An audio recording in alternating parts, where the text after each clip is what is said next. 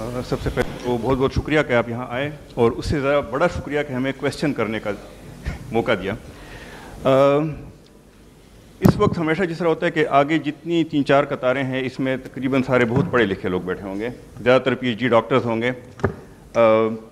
Question ये है कि हम अगर सूबों की तादाद में इजाफा कर दें, सपोज़ 4 हैं 40 कर दें। मसला ये है कि आपका भी एक वोट है, मेरा भी एक वोट है, और मेरा ख्याल में हमसे ज़्यादा इस वक्त सिकाज में PNs होंगे और सिक्योरिटी गार्ड्स हैं, उन सब का भी एक एक वोट है। ठीक है, अब क्वेश्चन ये है कि हमारी तालीम याफ्ता तबके के मुकाबले में गैर तालीम याफ्ता तबका बहुत बड़ा है। तो मेरा ज़ाती ख्याल तो ये है कि अगर हम सूबों की तादाद में इजाफा करें तो फिर भी उनके वोटों की तादाद हमसे ज़्यादा ही होगी, और लोग वही चुनेंगे, हम चुनने के काबिल नहीं होंगे। ठीक, वो कहते हैं ना कि बदलना है तो रिंदों से कहो अपना चलन बदलें, फ़कत साकी बदल जाने से मैखाना न बदलेगा। अच्छा, बदलना है तो रिंदों से कहो अपना चलन बदलें, फ़कत साकी बदल जाने से मैखाना न बदलेगा, और कमी है इसमें किरदारों के मकसद की तासुर की, फ़कत सुर्खी बदल जाने से अफसाना न बदलेगा। तो आई वुड लाइक कि आप इस पे कमेंट करें कि हम इस मसले को, ठीक है डेमोक्रेसी में तो हर एक बंदे का एक वोट है, how will we come out of this problem कि हमने सूबे तो ज़्यादा कर लिए लेकिन उनका भी वोट और आपका भी वोट बराबर है। इसके बारे में आप क्या कहते हैं? साकी आप किसको समझते हैं? तो साकी बदलने से कुछ नहीं होगा, यही आपने फरमाया ना, हम भी यही कह रहे हैं। इस सिस्टम में रह के साकी बदलने से कुछ नहीं होगा, रिंद को अपना चलन बदलना पड़ेगा। वो चलन बदलने की बात हो रही है, सिस्टम को बदलने की बात हो रही है। और ये मैं आपको एक अर्ज़ कर दूं, ये हमारा बड़ा मिथ है कि पढ़े लिखे लोग बड़े अच्छा वोट डालते हैं और जो अनपढ़ हैं वो वोट नहीं डालते, वो आपसे ज़्यादा बेहतर वोट डालते हैं। आप कभी आजमा के देखिएगा, सबसे ज़्यादा मसाइल किसको आते हैं? जिसके बच्चे भूखे सोते हैं, जिसके बच्चे स्कूल नहीं जा सकते।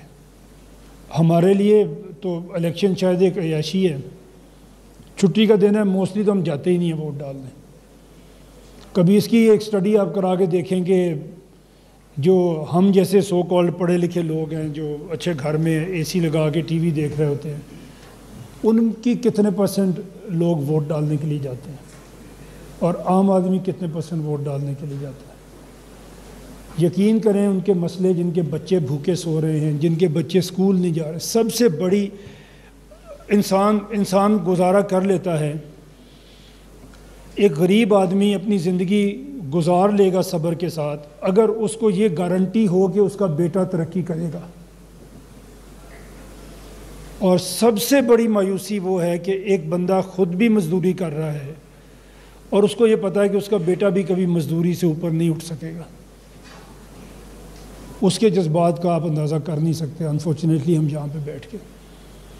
लेकिन सबसे बड़ा इस सोसाइटी का परेशान शख्स वही है, नाउम्मीद भी वही है। आप मौका दें एक गरीब आदमी को, ये तो मौका दें कि वो ये ख्वाब देखे कि उसका बेटा कल बड़ा आदमी बन सकता है, सिस्टम उसको रोकेगा नहीं। बराक ओबामा, जिसकी माँ पाकिस्तान में भी काम करके गई, जो सिंगल मदर थी, लेकिन उसको कहीं पे ये उम्मीद थी कि उसका बेटा आगे बढ़ सकता है। उसने पढ़ाया लिखाया अपने बेटे को, वो बहुत बड़ा बन गया, फिर वो उसकी किस्मत थी। बट सिस्टम ने उसको सपोर्ट किया। सिस्टम ने ये नहीं कहा कि तुम तो गरीब आदमी के बच्चे हो तो तुम किधर जा रहे हो, ये तो हक इलीट का है। सिर्फ कैनेडीज़ वहाँ पे सदर नहीं बनते, वहाँ पे क्लिंटन भी बनता है, वहाँ पे ओबामा भी बनता है, वहाँ पे जो बाइडन भी बनता है। तो ये ठीक है, उनकी जमहूरियत को 250 साल गुजर गए हैं, बट हमें ज़रूरी है कि हम भी 250 साल के बाद सुधरें। हमने तो दुनिया को बदलते हुए देख लिया अपनी आँखों से। आज जो थ्योरीज़, आज जो इक्विपमेंट, आज जो हिस्ट्री हमें मुयस्सर है वो उन्हें मुयस्सर नहीं थी। तो हमें आज यहाँ से उठना पड़ेगा। और बिल्कुल ये गलत फहमी अब अपने दिलों से हम निकाल दें कि हम बहुत अच्छी वोटिंग करते हैं और वो अच्छी वोटिंग नहीं करते। उनको ही ज़्यादा ज़रूरत है अच्छे निज़ाम की। मैं आपसे अर्ज़ कर रहा हूँ, इस मुल्क में एलीट कैप्चर है। 2-3 हज़ार लोग तो वो हैं कि जो कंप्लीट कंट्रोल में हैं इस मुल्क के। उसके बाद हम लोग हैं, हम भी अपने अपने स्फीयर में सब कुछ कर रहे हैं। जहाँ पे इंसाफ गरीब आदमी को देना पड़ता है, हम भी नहीं देते।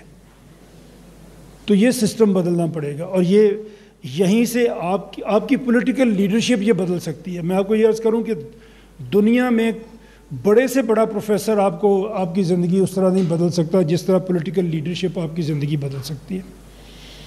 एक मैं आपको मिसाल देता हूँ।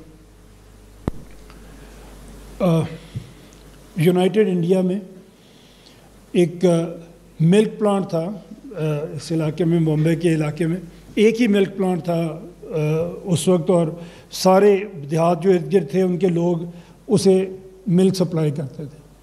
उसकी क्योंकि मोनोपोली थी तो वो किसी को दूध के प्रॉपर कीमत नहीं देता था, थोड़ी कीमत देता था, और लोग बड़े परेशान थे कि हमें पूरे पैसे नहीं मिलते।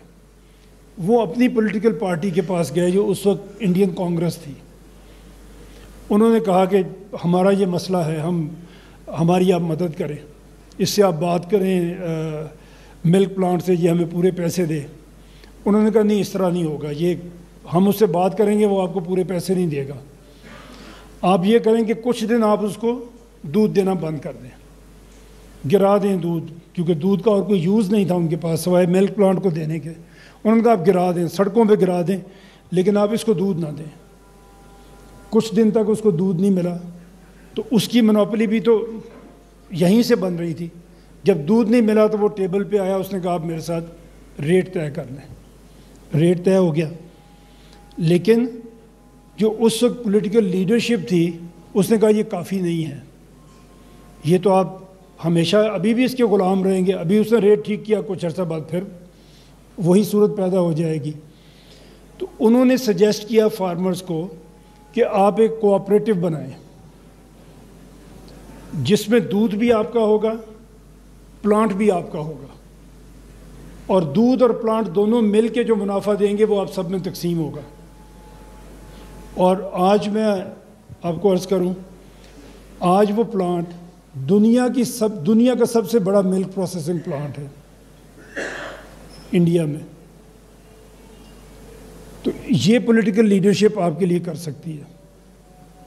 ये कोई पढ़ा लिखा बंदा जिसने 4 किताबें लिखी हैं वो नहीं कर सकता। पॉलिटिशियंस ही हैं जिनके पास प्रैक्टिकल एक्सपीरियंस है, जो सोसाइटी को ठीक कर सकते हैं। हम आप में से वो पॉलिटिकल लीडरशिप तलाश करते फिर रहे हैं कि सूबों को आप छोटा करें, लोगों को मौका दें, लोग आगे निकलें, और लोग नए से नए आइडियाज़ को लेके आते हैं तरक्की करने के लिए। मैं अगर आपके सामने ये बातें शुरू करूँगा रात हो जाएगी लेकिन ख़त्म नहीं होगी। जहाँ पे पॉलिटिकल लीडरशिप ने इनोवेटिव आइडियाज़ को ला के अपनी कौमों की तकदीरें बदली हैं, तो हमें भी एक लिमिटेड पॉलिटिकल लीडरशिप की बजाय हम कहते हैं हम 25 करोड़ हैं, हम में से बहुत बड़ी तादाद मिडिल क्लास से निकलनी चाहिए जो हमारे पॉलिटिकल लीडर बने फ्यूचर में आके।